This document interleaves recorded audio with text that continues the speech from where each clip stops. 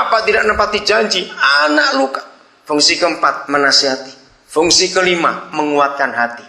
Saudara, ingat bahasa anak-anak, nggak pede. Saudara tahu kata pede itu apa? Percaya diri. Saya mau katakan kepada saudara, hari ini gak usah sekolah ilmu jiwa, sekolahlah lewat Alkitab saja. Semua anak laki, suami, pemimpin, manajer, direktur yang nggak pede, sulit ambil keputusan. Percayalah, orang itu dari kecil nggak punya figur papa. Karena fungsi kelima itu dahsyat, menguatkan hati, saudara. Membuat anak itu pede.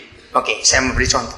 Anak-anak umur 2 tahun ke atas, 2 tahun ke bawah masih sulit. Pokoknya sudah agak gede, bisa lari-lari. Mengapa mereka, jawab ya, senang atau takut waktu main dengan papanya, walaupun dia anak perempuan, apalagi anak laki, kalau main terus dilempar oleh papanya, anak itu senang atau takut? Nah, itulah fungsi kelima dari papa. Kalau lagi begitu, jangan tahu mamanya, nanti mamanya teriak-teriak. Anak kecil itu senang kalau main dengan papanya. Lompat, ayo dilempar, diterima. Suruh taruh tempatnya ke atas, ayo papa di bawah, kamu lompat ya. Anak itu lompat atau tidak? Lompat, saudara.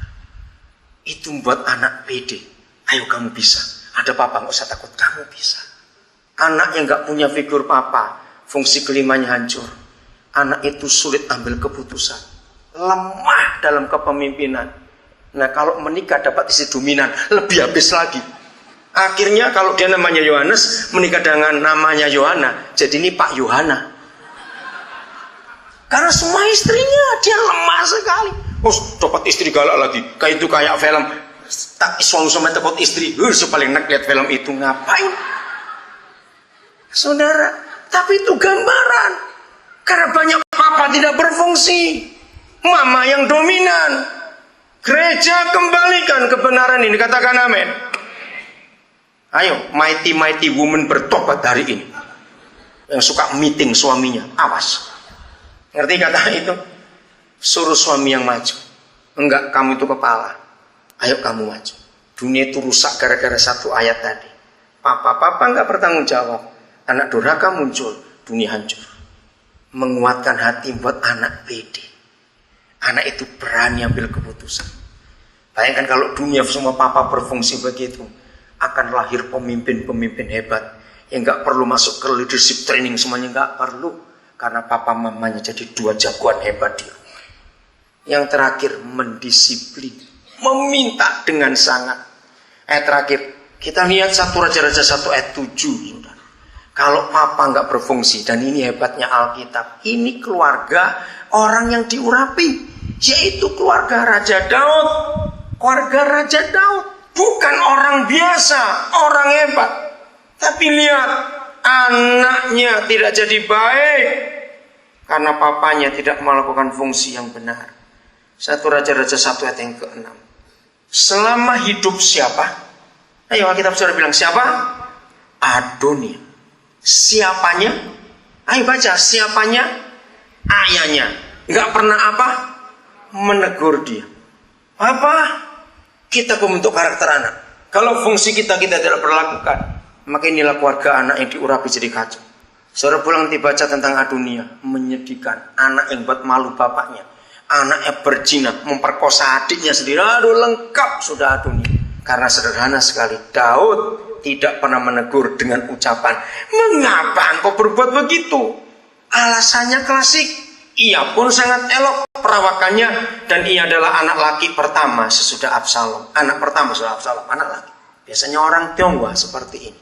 Kalau anak pertama laki, terus mirip opanya, mirip papanya, wah dimanja habis anak itu. Maka itu Ulangan 9 mengajarkan, gak ada waktu saya membahasnya. Anak-anak tidak boleh diasuh opa oma. Dengar baik-baik. Begitu cucuk di tangan opa oma, itulah generasi pemberontak yang akan datang. Mengapa anak-anak lebih senang di rumah opa oma?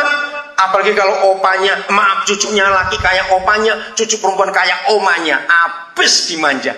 Anak-anak nggak mau tinggal di rumah papa mama, nggak rumah opa oma saja, rumah opa oma. Kenapa? Karena di rumah opa oma semuanya boleh. Maka itu opa oma jangan egois ya.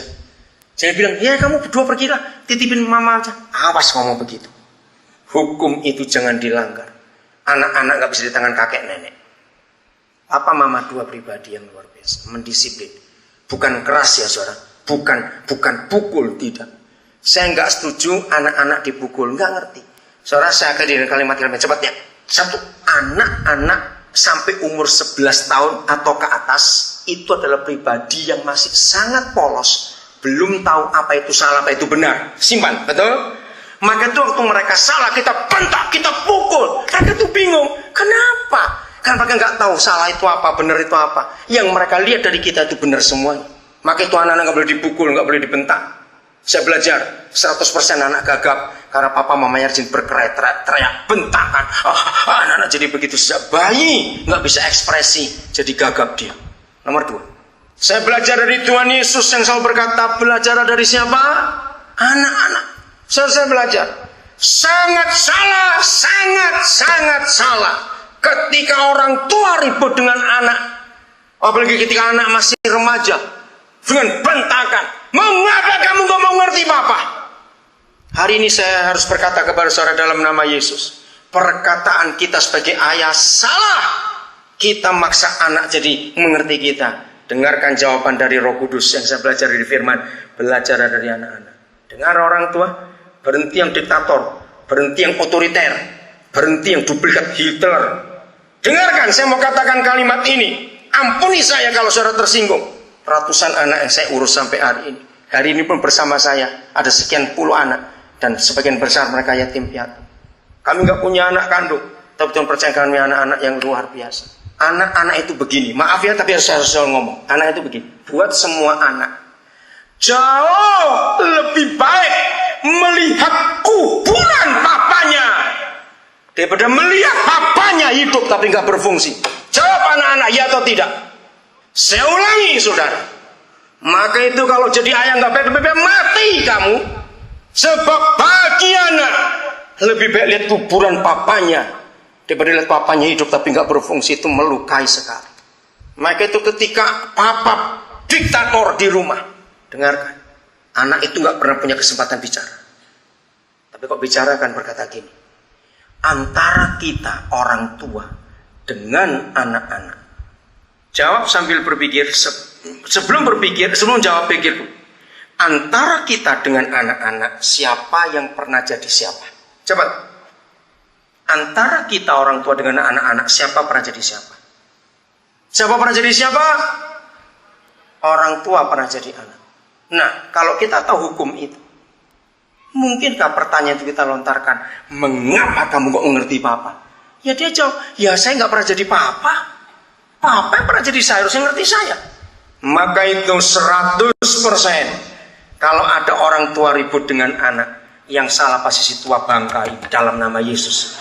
Bertobat saudara. Itulah Alkitab. Katakan amin.